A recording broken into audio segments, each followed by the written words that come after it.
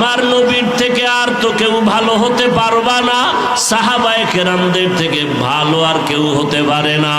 তারা ব্যবসা করেছেন, চাকরি করেছেন, তারপরও আল্লাহকে ভুলে নাই। রাতের তাহাজ্জুদ বন্ধ করেন নাই, নামাজ বন্ধ করেন নাই, বেপরদায় চলেন নাই, ব্যবসা করতে গিয়ে কারো সাথে ধোঁকা দেন নাই, মিথ্যা বলেন নাই। জান্নাতের টিকিট পাইয়াও সারাটা জীবন আবার কান্না করেছেন।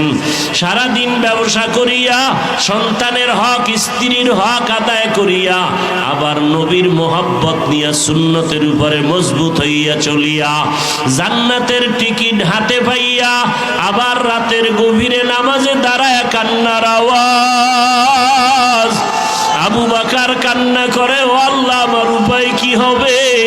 ওমরে ফারুক কান্না করে, আল্লাহ কবরের মধ্যে কেমনে একা থাকবো?